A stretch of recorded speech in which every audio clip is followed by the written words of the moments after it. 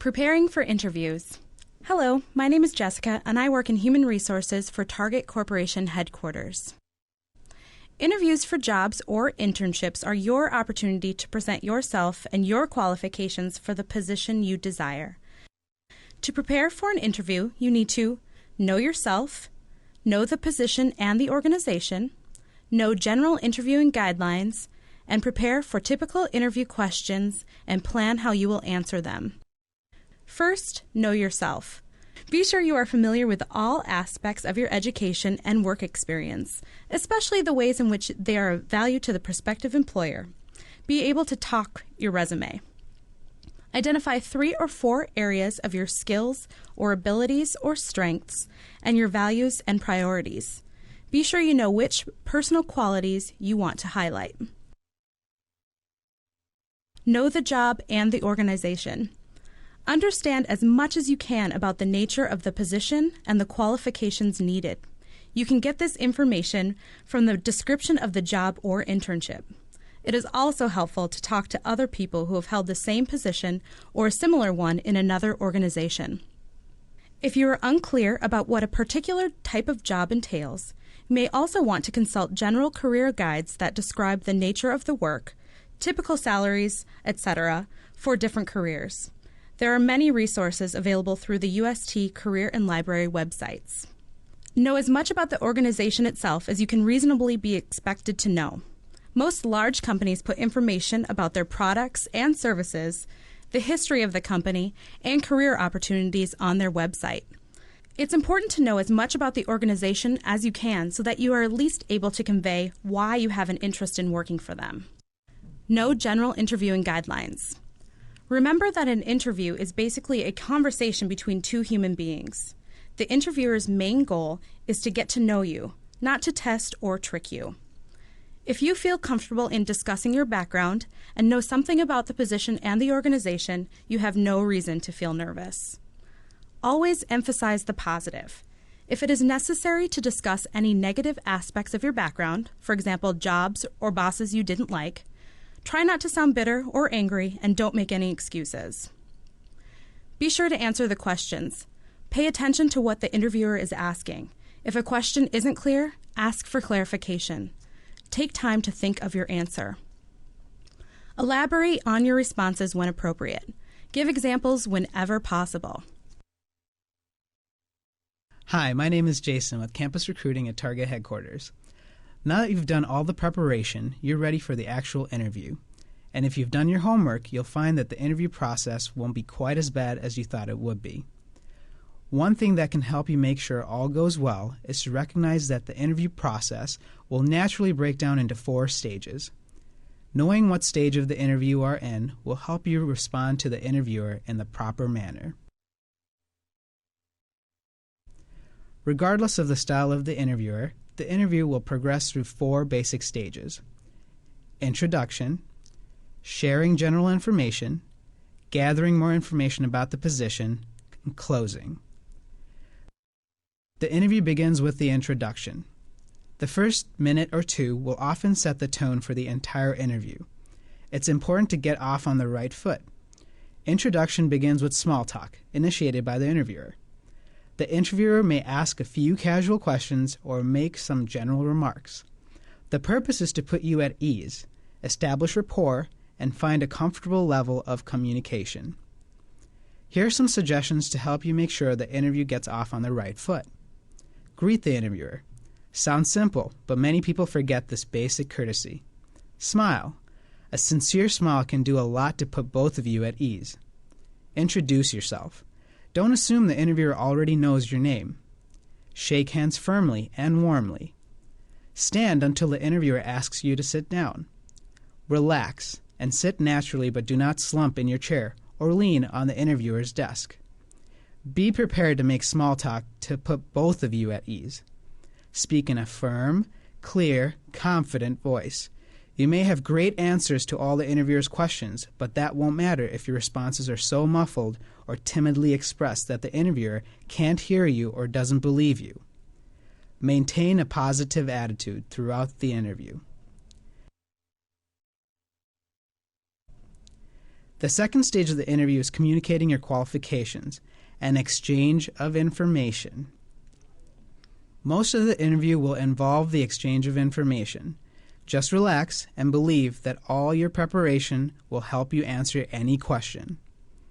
Sharing general information starts when the interviewer shifts from small talk to general information about you, the organization, and the position. You may be asked to review your background, interests, and goals. The interviewer will discuss the organization and its goals. This will test your listening and speaking skills, as well as give you additional information on which to base intelligent questions. Be prepared to tell the interviewer more about your education, training, and skills, desirable personality traits, as well as work experience. Use specific examples rather than general statements when giving this information. Moving on to your third stage of the interview, gathering more information about the position and your questions for the interviewer. Show interest in the job by asking questions about the company, their product or services, and specific details of the job for which you are applying. This is the part of the interview where you have the opportunity to expand upon your skills and to demonstrate how they apply to the job requirements. Your efforts in researching the job and the organization will pay off at this point. All interviews will end with a brief closing phase. This is usually the last stage. No matter how you thought the interview went, make sure you end on a positive note. Closing happens when the interviewer begins summarizing what has been said and clarifying certain aspects of the interview. It is crucial that you express your interest in the position at this time. It is also important that you review the points you've made, especially about how you are uniquely qualified for the position. If you have relevant skills or experience that you have not yet shared, do it now. The employer will probably explain how and when the next contact will be made and may end with, "Do you have any other questions?" Try to save at least one of your questions for the end so that you wrap up the interview on a positive note, leaving an enthusiastic impression. If you are interested in the position, send a brief thank you letter. If you have been corresponding with the employer via email, it is acceptable to email the thank you note. If not, a mail thank you note is the safest way to go. Thank the interviewer for his or her time and reiterate your interest in the career opportunity. You may also include any additional information or materials relevant to your interview discussion. Send a separate thank you letter to each individual who took part in the interview. The most popular method employers use to determine your ability to do a job through an in-person meeting is called behavioral interviewing. This technique is based on the premise that your past behavior is a good predictor of future success. Even if an employer is not knowledgeable about behavioral interviewing, it is to your benefit to be prepared in this way. First, get a job description or as much information about the potential position as possible. Assess your experiences and try to determine what 3 or 4 key skills or characteristics you have that fit the position. Next, create a short story about each experience using what we call the CAR method. There should be 3 parts to your story, one for each letter in CAR, which stand for context, action, results. First, put it into context. How did you get into the situation? Were you doing a required part of your job, or was this beyond what was expected of you? Were you working alone or on a team?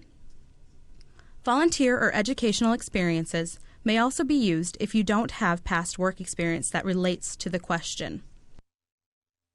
The second part of your story is the action that you took. This is the most important part of your story because you are naming your skill. Remember, action is not always visible. If there was a problem to be solved and you analyzed a situation resulting in a change, then analyzing is your action. Be sure to focus on your personal contributions, not your team members, within your stories. The last part of the CAR method is to share with the interviewer the results of your action. Employers want outcomes and results from their employees.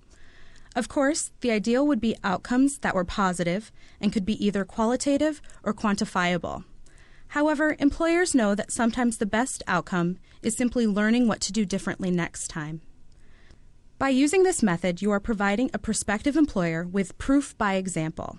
You are not just saying you have a skill, but providing your listener with a factual example of when you exhibited the skill. Preparing in this way will make you stand out from other applicants, and it will show your uniqueness through your stories. Remember to be somewhat concise and not get too long-winded.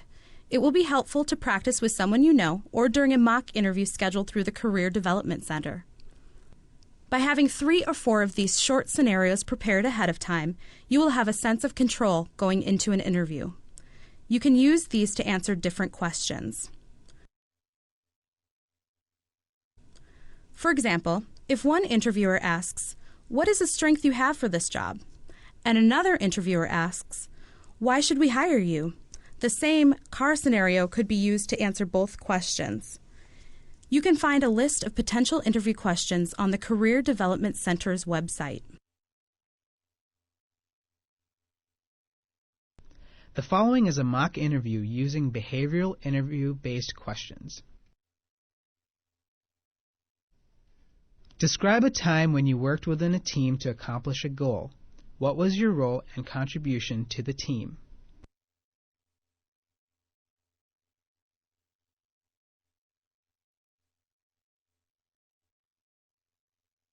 Our marketing club sponsored the Race for the Cure event on campus.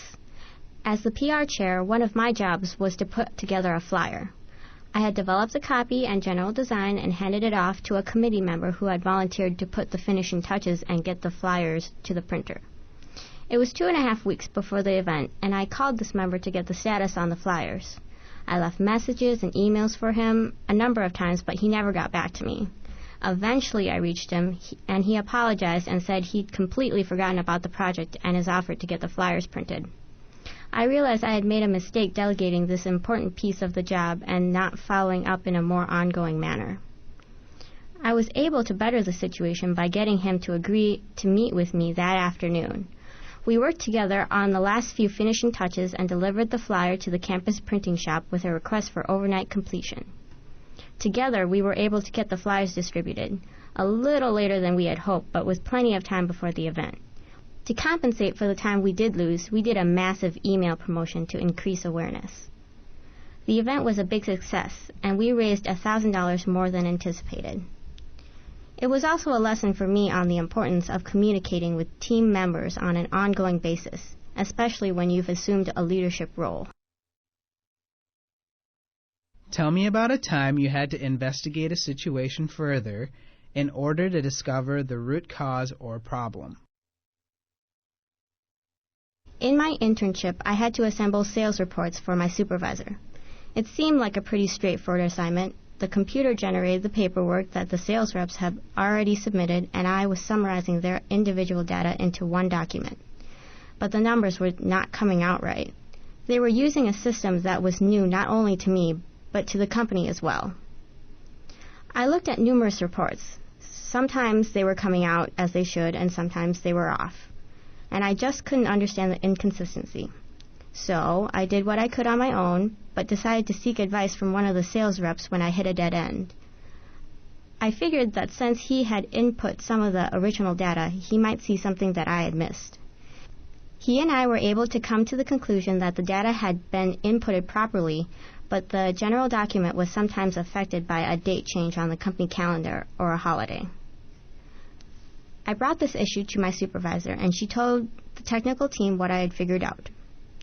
Then the technical team did the required work to make the data generation consistent for all of the reps' reports and corrected the situation before it became a major problem.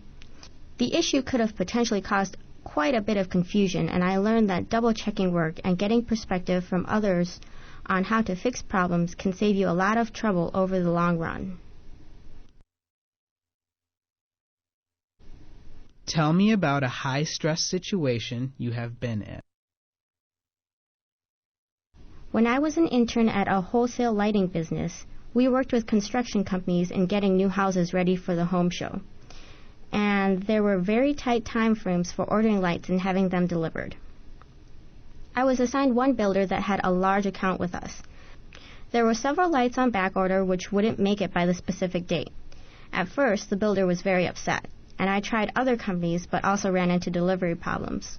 I was very persistent with the vendors that had the best lights I could find and kept communicating with the builders regarding options and status. In the end, the builder had acceptable lights in all of his homes on time.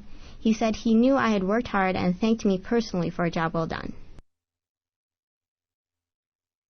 This is a sample of a mock interview where behavioral-based interview questions were utilized. If you have additional questions on this or any other career-related concerns, be sure to visit the University of St. Thomas Career Development Center for additional resources, samples, or to meet with a counselor.